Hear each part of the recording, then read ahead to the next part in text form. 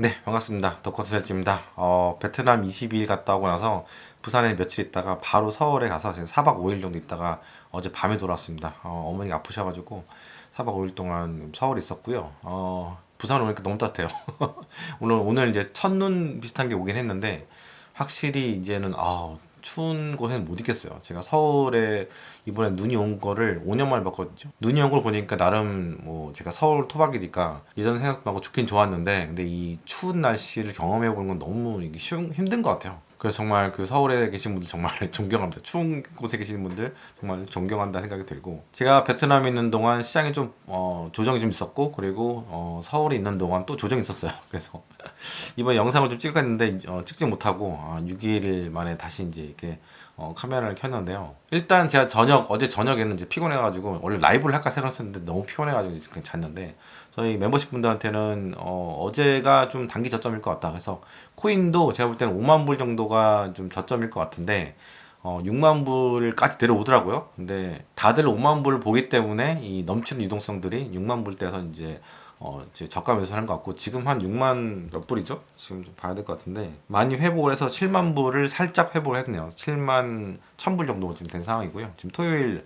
오후입니다. 그래서 어느 정도는 많이 먹었다. 많이 먹었다 아이가 이런 이 정도 수준인 것 같고 12만 6천 불이 거의 이제 최고점이었어요. 52주 최고가 역사적 고점이 12만 6천 불대였는데 한 뭐 지금 6만 불 6만 불 봤을 때 거의 반토막 더 난 거거든요. 반토막 정도.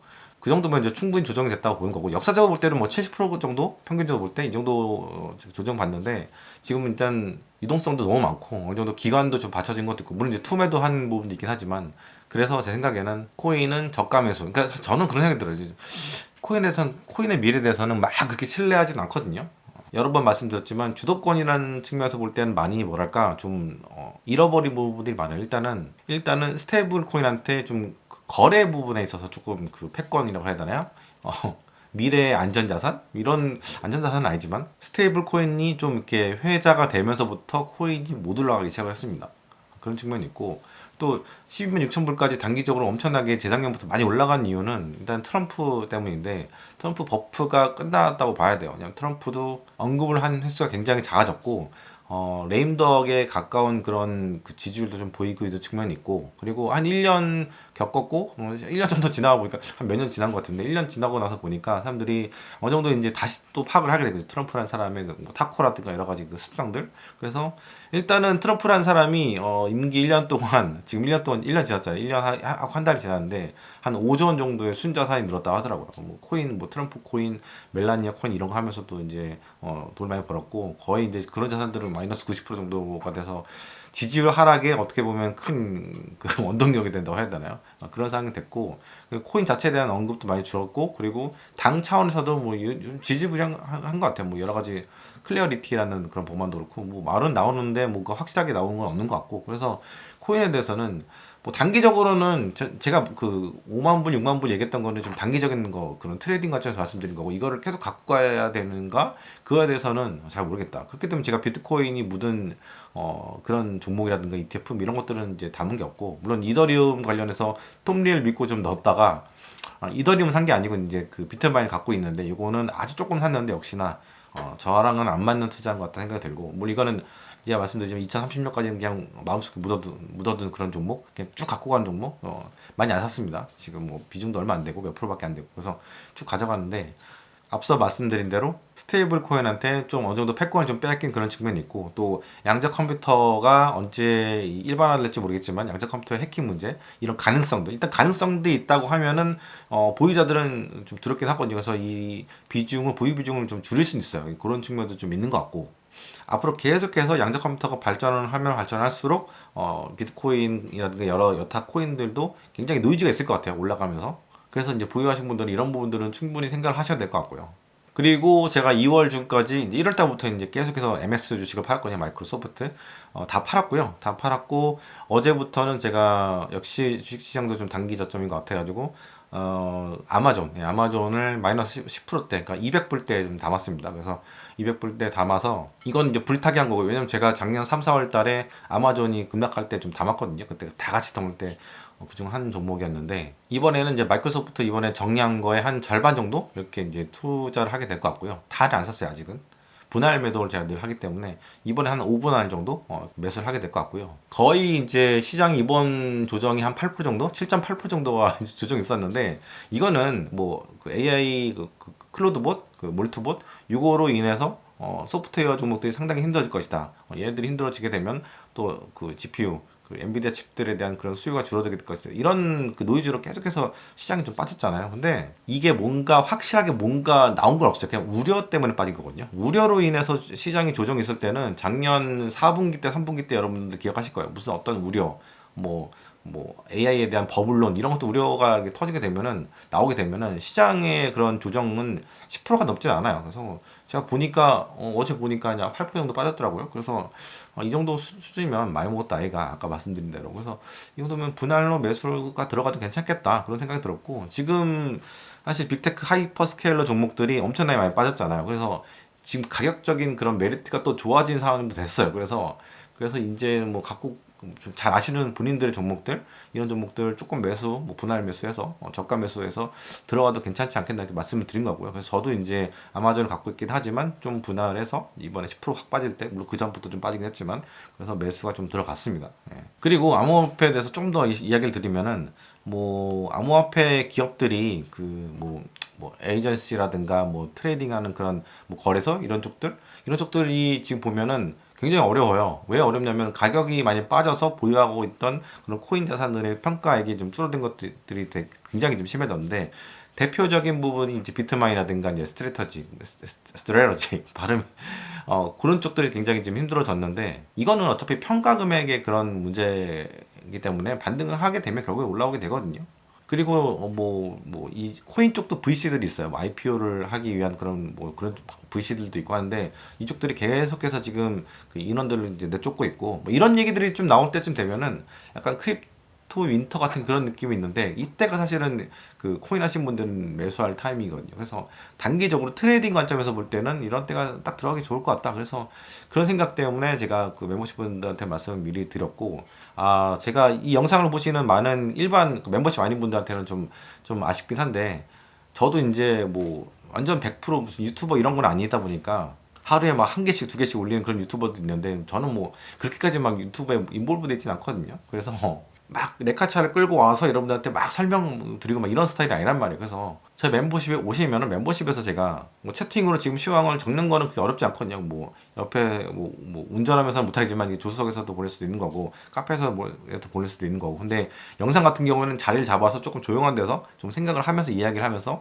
또 이게 그 편집을 해서 올리고 이런 작업들이 몇 시간씩 걸리는 작업이다 보니까, 또 여행을 하다 보면은 제 그 장소, 조용한 장소 이런 데를 섭외하기가 쉽지 않아요. 또 이제 제가 혼자 아니고 둘이다 보니까, 하여튼 호텔방에 있게 되면 옆에 있으면 아무래도 이렇게 영상을 제가 찍기가 쉽진 않습니다. 그래서 가능하면 저의 그 시황에 대한 것들을 좀 이렇게 바로바로 보고 싶은 분들은 멤버십 오셔가지고 여기서 이제 좀 같이 단톡방에 많은 분들이 계시거든요. 그래서 단톡방에서 같이 이야기를 나눴으면 좋겠습니다. 그래서 결론적으로 얘기를 말씀드리면은, 코인에 대해서는 단기적인 반등은 있긴 하겠지만, 제 개인적으로는 미래를 되게 낙관하진 않는다. 그렇기 때문에 저는 이쪽에다가 굉장히 큰 돈을 이제 뭐 쏟거나 막 그렇게 연끌하거나 이러진 않았고, 어떤 사람들이 뭐 어떤 시장에 대해서 어떤 상품에 대해서 막 이야기할 때 가장 중요한 게 뭐냐면은, 그 사람이 그쪽에 투자하고 있는가 안 하고 있는가, 투자를 하면 얼마나 하고 있는가, 이게 되게 중요하거든요. 저 같은 경우에는 구글이 제일 크죠. 비중이 한 35% 이상이 되는 상태고 40% 왔다 갔다 하고 있는 그런 상태인데, 그만큼 구글에 대해서 상당히 좋게 보기 때문에 구글 비중이 높은 거죠. 돈이 있는 곳에 우리 마음이 있는 거거든요. 이 성경에 나온 말씀인데, 어떤 사람의 말보다도 그 사람의 행동, 그 사람의 돈이 어디 있는가가 상당히 중요한 게 아닌가 이런 생각도 들고, 그래서 보수적으로 저 은퇴 자산을 투자하는 사람 입장에서 볼 때는 코인은 아무리 자산이 나중에 많이 오른다 하도, 지금 뭐 12만 6천 불만 회복을 한다고 쳐봐요, 전고점. 이게 만약에 나중에 20만 불, 30만 불 될 수도 있고 안 될 수도 있는데, 이렇게 변동성이 클 때 사람이 너무 힘든 거예요.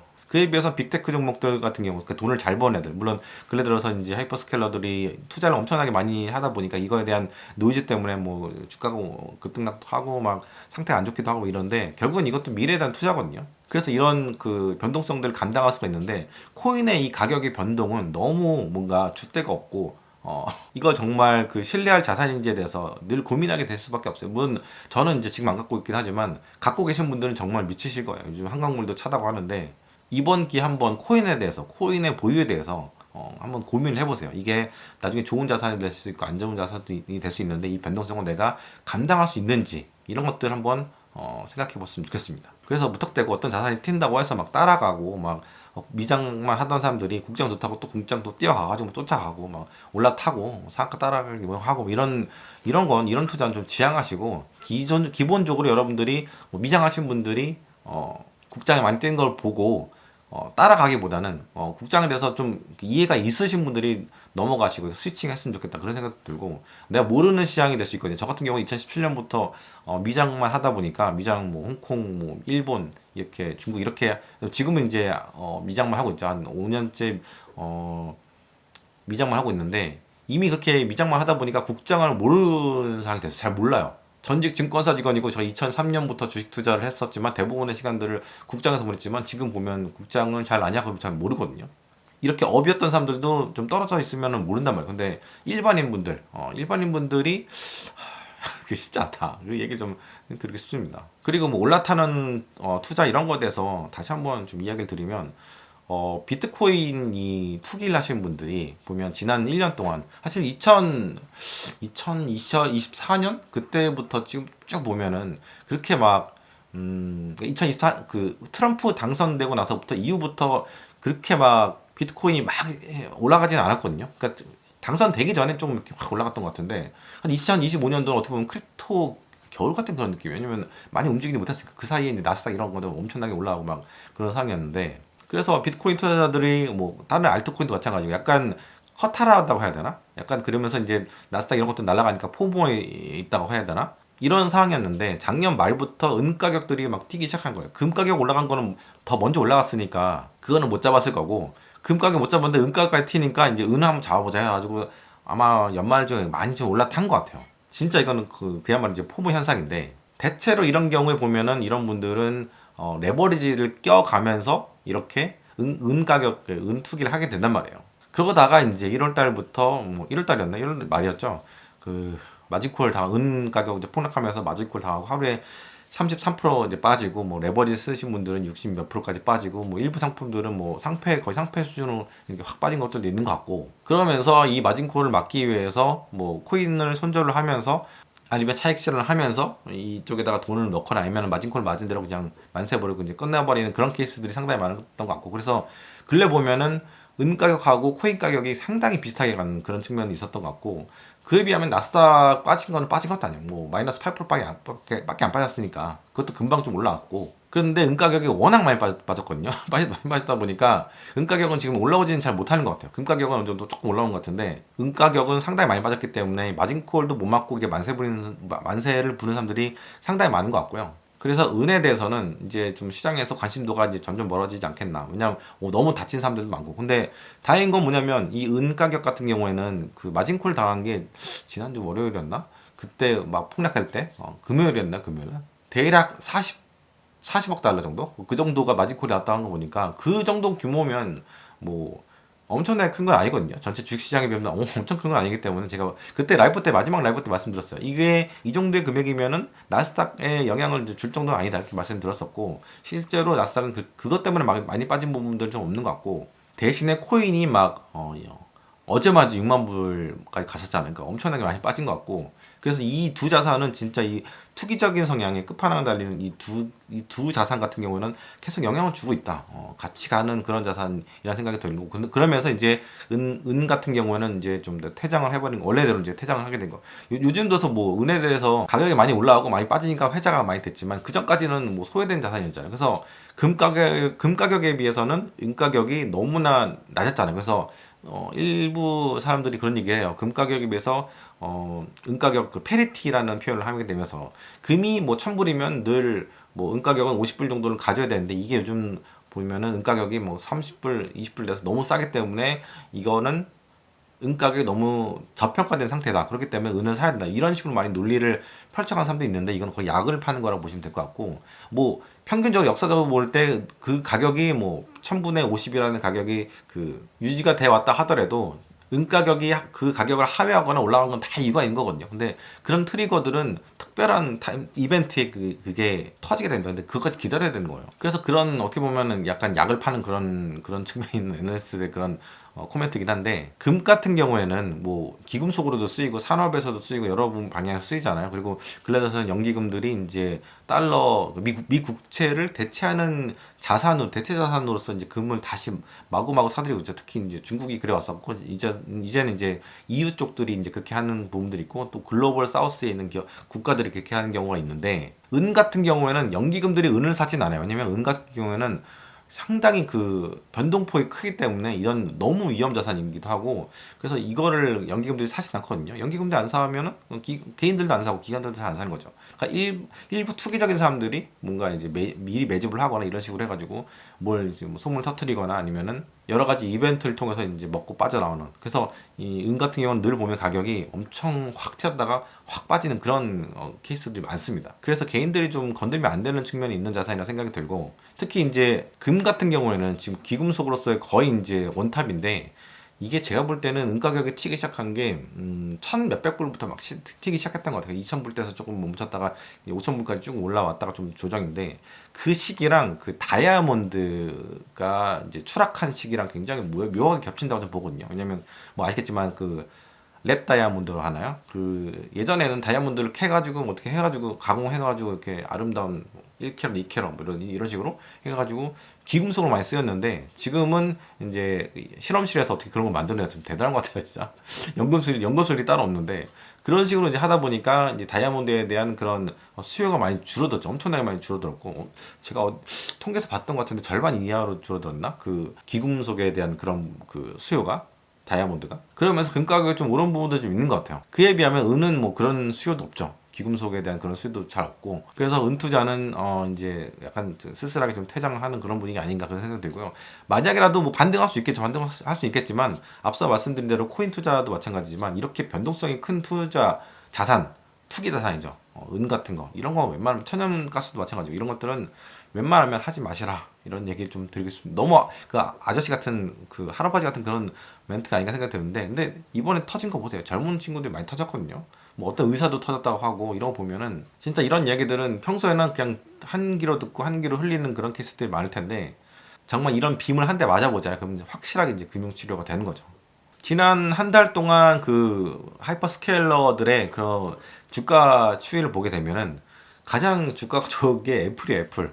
AI 시대의 루저라고 제가 판단하는데, 가장 큰 이유는 이제 케이펙스 투자가 엄청나게 다른 하이퍼스케일러들이 많기 때문에 어떻게 보면 안전자산이라고 생각할 수 있는 그 주식이 어쩌다 보니까 애플이 된 것 같아요. 왜냐면 얘는 엄청난 투자를 단행하지도 않고, 그래서 이익이 계속해서 견조하고, 또 오히려 요즘 작년에는 세계에서 가장 핸드폰을 많이 판 주체가 이제 메이커가 이제 애플이 됐잖아요. 삼성이 이제 뒤로 밀렸죠. 그러면서 본업도 잘하고 있고, 가능성이 확실하지도 않은 AI 투자에 대해서도 상당히 소극적에서 돈을 잘 아끼고 있고, 그래서 건실하게 돈을 잘 버는 청년, 이런 이미지가 바로 이제 애플이 이미지가 된 것 같아요. 그래서 애플 주가는 상당히 잘 버티고 있고, 저 3위에서 저 아래로 쭉 시총 순위 볼 때 밀렸다가 갑자기 2위까지 올랐어요. 구글을 앞질러서 2위까지 올라왔는데, 아무래도 미국 주식 투자를 보게 되면 기관들 비중이 상당히 크기 때문에 그쪽 같은 경우는 좀 안전한 자산들, 이런 자산들에 대한 투자에 대한 요구가 있단 말이에요. 그래서 애플 쪽으로 좀 투자가 좀 몰린 부분도 있는 것 같고, 요즘 들어서 보면은 하이퍼스케일러들 AI 쪽 이쪽 주식들이 많이 못 올라가거나 상당히 많이 빠진 그런 케이스들이 많은데,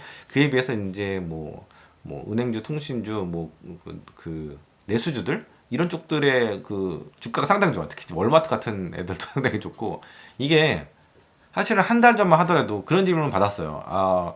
하이퍼스케일러들 주가가 좀 조정이 있고 앞으로도 상당 부분은 이제 기간 조정이 있을 것 같은데, 내수주라든가 이런 거 사면 어떻겠냐 이렇게 물어보시는 분들 계셨거든요. 근데 그 수많은 그 종목들 중에서 적시 타이밍에 맞는 종목을 산다는 게 이게 정말 어려운 거거든요. 종목 피킹에 대한 그런 어려움이 상당히 많기 때문에, 혹시 그 질문하신 분이 어떤 종목 사셨는지 모르겠는데, 그렇게 스윙 매매, 그 스위칭 매매를 정말 잘하시는 분들 진짜 초고수인 것 같고, 혹시 그런 분도 있다면 리플에 한번 달아주세요. 저도 박수 한번 쳐드리고 축하를 좀 드리도록 하겠습니다. 아무튼 간에 이 하이퍼 스케일러들이 엄청난 투자를 지금 그 AI 서브 센터에 지금 하고 있는데, 뭐 거의 1년 내에 번 돈을 다 그냥 쏟아붓는 그런 기업들도 많고, 전년도에 비해서 뭐 구글 같은 아마존 같은 애들은 거의 한 60% 70%막 이 정도 수준에서 막 그 투자를 지금 늘리고 있는 그런 상황이고, 구글도 거의 2배, 좀 97%이 정도 수준을 지금 막 투자를 막 하고 있는 그런 상황이거든요.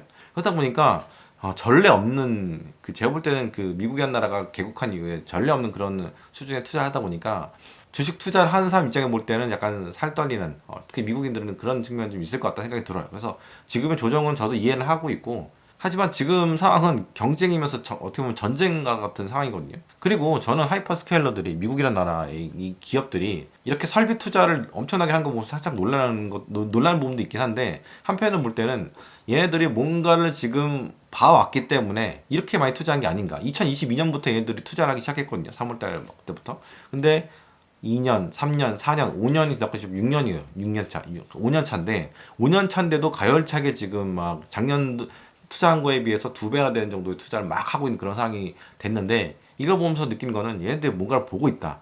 뭔가를 발견했기 때문에, 뭔가 좋아진 걸 느끼고 있기 때문에 비용을 줄이거나 뭐 이런 측면들, 그리고 이제 새로운 비즈니스를 창출할 수 있는 그 기회를 AI를 통해서 이런 것들을 발견했기 때문에, 우리는 모를 수도 있어요. 또 아는, 우리가 약간 긴가민가한 것들일 수도 있긴 한데, 그런 것들을 이 하이퍼스케일러들을 봤기 때문에 이렇게 투자하는 건 한다고 저는 보고 있어요. 그리고 MS 마이크로소프트에서 이번에 사티아 나델라가 한 얘기가, 우리가 지금 GPU 그 설비 투자가 너무 안 돼서 실적이 안 나오고 있다, 이런 얘기까지 한 걸 보면은, 지금은 어쨌든 간에 아직까지 쇼티지, AI 서버 센터의 쇼티지인 상황이라고 보시면 될 것 같거든요. 그러면 아직까지 이렇게 투자를 해서 쇼티지를 막는 게 정말 중요하다는 생각이 들고, 지금 보면은 그 소프트웨어 기업들에 대한 얘기 많잖아요. 그 AI를 통해서 소프트웨어 기업들이 좀 힘들어지게 될 것이다, 이런 얘기 많이 하는데, 한켠에서는 그럴 리가 없다. 그럴수록 더욱더 GPU를 많이 쓰게 될 것 같다. 그리고 메모리를 더 많이 쓰게 될 것 같다, 이런 얘기도 하거든요.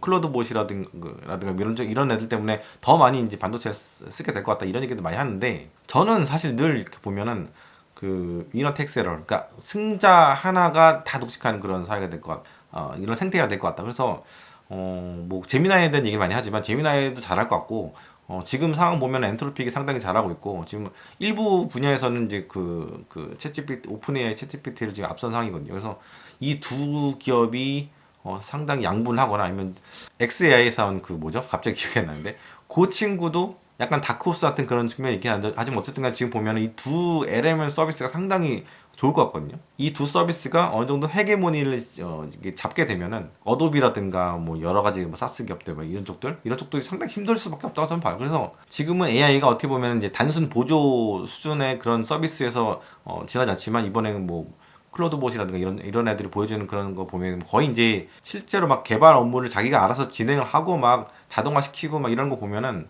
진짜 사람도 필요 없긴 하지만, 기존에 있던 약간 올드했던 그런 그 소프트웨어 그런 기업들도 쉽게 사라질 수도 있겠구나, 그런 생각도 들더라고요. 그래서 그렇게 되면은 오히려 너도 나도 막 뛰어들었던 이 AI 서버 그 시장, 뭐 LM 서비스 시장에서 퇴출된 일이 있게 되면은, 얘네들이 갖고 있었던 그런 주문했던 엔비디아 칩에 대한 수요, 이런 것들도 좀 줄어들 수밖에 없는 그런 상황이 될 것 같고, 실제로 보면은 지금 챗GPT의 그 점유율이 한 60%대에서 지금 뭐 45%대까지 미국에서 정도 나오고 있거든요. 그러니까 절반이 깨진 것 같아요.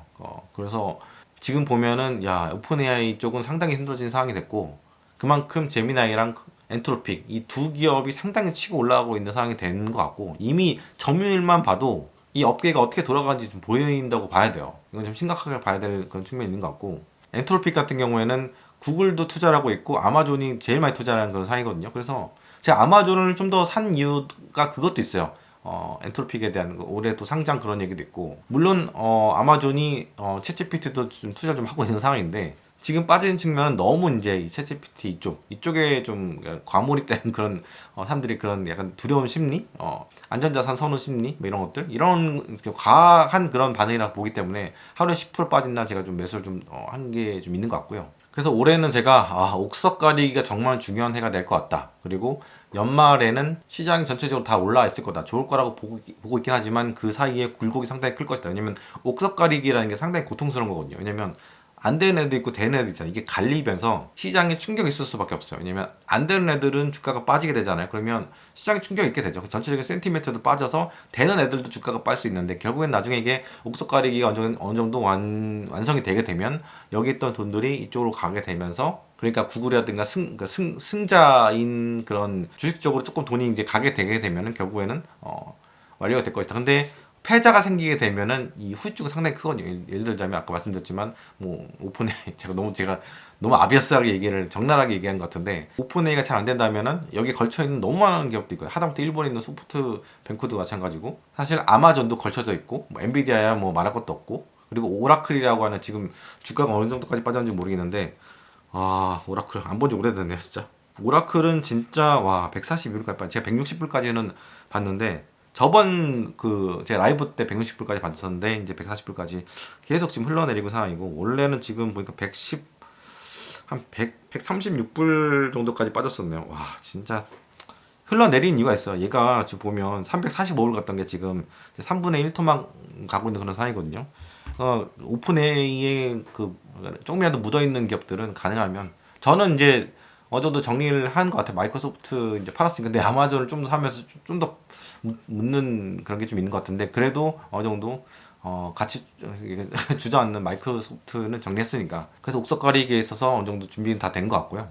어떻게 보면은 오픈AI가 죽어야 시장에 산다 뭐 이런 생각도 들어요. 암덩어리는 빨리 떼내야 된다 생각을 저는 하는데 정말 오픈AI가 재기를 하려면 점유율을 늘려야 되고 뭐랄까 좀 퍼포먼스를 좀 올려야 되는데 지금 점점점 퍼포먼스가 밀리고 있는 것 같고 뭐 신제품이 어제 나온 것 같은데 얘기가 별로 없어요. 사람들이 이게 대단하다 이런 얘기가 없어요. 그리고 얼마 전에 1월 달에도 한번 신상을 냈는데 5.2였나 뭐 몇이었나 잘 기억 안 나는데 그것도 뭐 얘기가 쏙 들어갔잖아요. 그렇죠? 그거 보면은 진짜 오픈의 챗GPT가 점점 뒤로 밀려간다는 느낌 많이 들고 마무리하기 전에 환율 얘기도 좀 해야 될 것 같아요. 저는 기본적으로 올해는 1,500원대가 뉴 노멀이라 보고 있어요. 1,500원대로 가는 가장 큰 이유는 계속해서 미국으로 투자가 이어지게 될 것 같고 코스피도 어느 정도 지금 5,000포인트 정도 선에서 지금 약간 등락하고 있는데 일단 워낙 메모리 가격이 너무 튀고 있기 때문에 이 추세가 지속이 되면은 코스피는 갈 수밖에 없고요. 이걸 멈추려면 메모리 가격의 상승이 둔화가 돼야 돼. 이건 너무 당연한 얘기잖아요. 근데 이 상승이 언제 멈출지는 아무도 모른다는 거예요. 제가 작년에 10월 달에 용산전자상가에서 얘기를 들은 게 내년 5월 정도 되면은 아마 쇼티지 정도가 어느 정도는 좀 풀리지 않겠네 이런 얘기를 하더라고요. 용산에 있는 분들은 완전 빠꼬미들이니까 저는 그때 그 얘기 들었을 때 너무 쉽게 보는 거 아닌가 이런 생각도 들었는데 근데 지금 1분기 쇼티지가 엄청나잖아요. 전체적으로 또 메모리가 한 50% 이상씩은 가격이 올라가는데 5월이면 2분기잖아요. 어떻게 될까 진짜 저 잘 모르겠어요. 이게 역사적으로 볼 때 보면은 메모리 가격이 급등락이 엄청나게 심하기 때문에 오를 때는 진짜 이 올라가는 게 가파르게 올라가요. 이게 상승이라는 게 이렇게 올라가는 게 아니고 이렇게 올라갔다 이렇게 빠지거든요. 그러니까 이게 그렇게 올라가게 되면은 빠질 때도 이렇게 빠지단 말이에요. 이렇게. 그래서 완전 크립토 겨울처럼 메모리 겨울이 온단 말이에요. 그래서 진짜 막 이익도 안 나고 막 이런 상황이 될 수도 있는데 물론 지금은 조금은 예외적인 상황이긴 하지만 그만큼 무섭다는 거예요. 반도체 가격이라는 게 진짜 이런 경우도 생각해봐야 돼요. 쇼티지인데 가격은 떨어지고 있어. 그런 케이스도 있을 수 있거든요. 그러면 주가가 떨어질 수밖에 없죠. 왜냐면 이익이 줄어들기 때문에. 쇼티지가 줄어들고 공급이 늘어나면서 가격은 유지가 된다. 이래도 좋은 거긴 한데 근데 가격이 유지가 된 것 자체도 일단은 악재. 왜냐면 사람들은 욕심이 너무 지금 기대치가 너무 높기 때문에 그런 상황이 펼쳐져도 문제고 하여튼 공급이 더 늘어나거나 아니면 가격 상승이 좀 꺾이거나 이런 측면이 지속이 되게 되면은 진짜 주가가 확 빠질 수도 있죠. 그래서 저는 5,000포인트라는 게 지금 결국에는 메모리가 다 올린 부분도 있는데 이 시클리컬 산업의 이런 역사를 볼 때 이게 정말 뉴 노멀인가 잘 모르겠어요. 이게 그런 부분 때문에 제가 칩 투자를 좀 안 하는 부분도 있고 뭐 칩 투자하면 좋죠. 막 하이닉스 몇 배씩 났고 막 삼성전자 한 3배 넘게 났고 뭐 이런 상황인데 지금 들어가기에는 좀 하긴 후달리긴 한 제가 들어가면 아마 많이 빠지게 될 것 같긴 한데 이게 일종의 포모잖아요. 포모. 그러니까 저가 들어가면 안 되는 거예요. 그렇죠? 근데 늘 보면은 나올 때가 제일 중요해요. 주식이라는 게. 살 때도 중요하긴 하지만 나올 때 잘 나오셔야 된다 생각 들고, 저희 멤버십 분 중에 한 분이 이번에 지난주에 파셨더라고. 근데 저는 적당히 먹고 나온 것도 괜찮다. 지금 뭐 팔고 나서 뭐 여기서 삼성전자가 16만 원이 20만 원 간다 하더라도 그거는 이미 끝난 거예요. 그걸 가지고 너무 막배 아파하고 그럴 필요 없고, 거기까지가 딱 운명인 거야. 저는 그렇게 생각했으면 좋겠고, 가장 문제가 되는 게 뭐냐면 늘 끝까지 다 먹으려고 하는 게 문제예요. 주식이라는 게. 분명히 과열 상황이 분명한데 끝까지 욕심 부리고 끝까지 다 먹으려 하는 게 문제가 되는 경우가 상당히 많고, 그리고 지금 칩 가격이 저번에도 말씀드렸지만 이 칩 하나에 한 150만 정도 하잖아요. 근데 그걸 가지고 칩 10개만 딱딱딱 못 차냐 그러면 차를 한 대 살 수 있단 말이에요. 뭐 아빠한테 깡통 같은 거 살 수 있나? 1,500, 1,600이면? 그런 상황이 됐는데 이게 정상적입니까, 여러분? 여러분들이 상식적으로 볼 때 분명히 이거는 뭔가 문제가 있는 거예요. 이건 그러니까 앱 노멀한 그런 상황이 된 거죠, 어떻게 볼 때. 그래서 지금 이렇게 주가 뛰고 막 디램 가격 뛰고 다 좋은데 이게 영원히 지속될 거라는 생각을 좀 버렸으면 좋겠다는 생각이 들고, 그래서 시크릿컷 투자는 그런 면에서 볼 때 상당히 어렵다. 그래서 5,000포인트 이상을 그 코스피가 지지해줬으면 좋겠어요. 저도 대한민국 국민 한 사람으로서 저도 이제 국민연금을 내고 있는 상황이고, 지금 한 25년 정도 지금 미뤄져 있잖아요. 그 고갈 시기가 너무너무 그 좋은 뉴스, 굿 뉴스인데, 이게 유지가 되려면 정말 정부도 그렇고 투자자도 그렇고 기업들도 그렇고 정말 잘해야 된다, 그런 생각을 하게 됩니다. 아무튼 진짜 요즘 들어서는 멘탈이 전부다라는 생각이 드는데, 저는 사실은 뭐 그렇게 지금 시장 움직이는 거에 대해서 뭐 시간이 지나면 괜찮아지겠지라고 생각하는데, 정말 많이들 힘들어하신 것 같다는 생각도 들고, 또 이 와중에 이제 차익 실현하고 이제 싹 현금 만드신 분들도 정말 대단한 생각이 드는데, 아무튼 주식이라는 게 결국은 멘탈을 잘 붙으신 분들이 끝까지 잘 롱런하는 것 같아요. 그래서 어떤 면에서 볼 때는 주식 투자라는 거는 잘 할 수 있는 사람들은 좀 타고난 게 아닌가 그런 생각도 좀 듭니다. 영상 마치기 전에 저희 단톡방이 시작된 게 2023년 7월인가 뭐 이때 시작을 했을 거예요. 지금 벌써 이제 3년이 다 돼가나? 제 멤버십이. 근데 그 초창기부터 저희 방에서 활동 열심히 하시고 책도 많이 읽으시고 사평도 많이 올려주신 제레미 그 핸섬이라는 분이 계시는데, 50대 초반이신데 지금 건강이 안 좋아져서 앞으로 어떻게 약간 시한부처럼 되신 것 같더라고요. 그래서 인사를 그 약간 장문의 글을 남기고 이제 나가셨는데 제가 인사를 못 드렸어요. 그래서 건강이 좀 좋아지셨으면 좋겠다 그런 생각이 들어서 마지막에 이렇게 영상 편지처럼 이렇게 말씀드리는데, 그래서 하나하나 뭔가 삶을 이렇게 정리하신다는 얘기를 듣고 정말 좀 가슴이 아프다. 그래서 글을 못 남겼어요. 이게 너무 초창기부터 계신 분들이 상당히 많이 계시는데, 저희 member십이 한 1200분 정도 계시거든요. 그래서 초창기부터 계신 분들은 늘 든든한 마음도 있고, 한 번씩은 뵙고 싶은 생각도 들고, 또 뵌 분들도 많고 그런 상황인데, 건강 좀 잘 챙기셔서 회복되셔서 다시금 또 활동도 하시고, 또 50대 초반 너무 아깝잖아요. 그쵸? 한 그래도 30년 더 사시고 좀 선술 누리시고 그랬으면 좋겠다 그런 생각이 들어서 인사를 못 드렸는데 여기서 영상에서 이제 좀 말씀 좀 드리고 싶습니다. 그래서 여러분들도 이제 건강이 제일 중요한 것 같아요. 저도 뭐 아마존에서 병을 얻어서 와가지고 염증 같은 것도 되게 심했었고, 사실 사진 같은 거 한번 올려드려볼까 했었는데 너무 참혹해서 다리가 썩는 그런 느낌들 정도로 너무 심각했었거든요. 그래서 막 여러 가지 나라마다, 제가 브라질에서도 병원 갔었지, 파라과이에서도 병원 갔었지, 저기 뭐 아르헨티나에서 병원 다녔지, 결국 안 돼가지고 한국에 돌아와서 치료를 받고 왔는데, 계속해서 지금도 100%난 건 아니거든요. 그래서 염증이라는 게 진짜 염증 관리가 정말 중요하구나 생각이 들었고, 마누카골도 열심히 먹고 있는 그런 상황인데, 그래서 정말 많이 좋아졌어요. 라면이라든가 이런 인스턴트 식품만 안 먹으면 어느 정도 괜찮아요. 뭐 게라든가 뭐 각각류 같은 거 먹어도 아무 문제가 없거든요. 그래서 진짜 많이 좋아지긴 좋아졌는데, 이 영상 보신 분들 대부분 40대, 50대, 60대 분들이잖아요. 건강 잘 챙기시기를 바라고요. 저는 또 일요일날 밤 10시 라이브 때 인사를 다시 드릴게요. 그래서 궁금한 점 있으시면요, 이 하단에다가 리플 좀 질문 좀 남겨주시면 제가 모아서 그때 하나하나 답변을 좀 드리도록 하겠습니다. 건강하십시오. 감사합니다. 오랜만에 마누카골 광고를 좀 하려고 하는데요. 제가 오이오 이거 먹다가 여행지 가서는 요 스틱을 갖고 와서 잘 먹었어요. 이게 제가 하루에 한 개씩 먹거든요. 특히 제 옆집이가 베트남에서 아주 시원한 물에서 수영을 하다가 한 4일, 5일 동안 약간 몸살 같은 게 걸렸었는데, 이거 먹어가면서 조금 이제 회복을 했었거든요. 그래서 이 스틱형, 여행용 스틱형 상당히 제가 강추를 드리고요. 제가 12월 말에 좀 과식을 많이 했더니 위염이 조금 돌아왔는데, 위험해도 이게 괜찮더라고요. 왜냐면 아침에 일어나면 빈속에다가 꿀만 딱 이렇게 찍어가지고 먹은 다음에 천천히 체온으로 녹인 다음에 먹으래요. 먹으면 위에서 이제 코팅이 되면서 이 마누카 꿀이 이게 좀 약간 항염이라고 해야 되나? 염증에 상당히 탁월한 그런 효능이 있다고 하더라고요. 그래서 그렇게 한번 했는데 한 3일 만에 위험이 또 이제 사라졌어요. 그래서 이것도 굉장히 좋은 것 같고 확실히 염증에는 꿀이 상당히 좋은 것 같습니다. 그래서 제가 좀 더 성분이 좀 높은 거 약간 830, 1200도 한번 1200 살까 했는데 일단은 830부터는 약간 약으로 쓰는 그런 게 좀 있다고 해가지고 830 사봤는데 나중에 이제 괜찮으면 1200도 한번 사볼까 생각 중이고요. 그리고 요거는 이제 보내주셨어요. 샘플 하나 보내주셨는데 뭐냐면 저도 처음 꺼냈는데 요거 스프레이입니다. 스프레이. 이게 프로폴리스 스프레이인데요. 엽지가 잘 쓰지 않을까 싶은데 달달한 뭔가 시원한 게 들어오네요. 그래서 감기 요즘에 이제 한국 오니까 진짜 건조하고 춥고 이런데 감기 걸리시는 분들 많잖아요. 목도 안 좋고 이거 한번 뿌려서 써보시면 상당히 좋을 것 같습니다. 아무쪼록 추운 겨울 잘 보내시고요. 저는 또 다음 영상에서 찾아뵙도록 하겠습니다. 네, 감사합니다. 저의 회원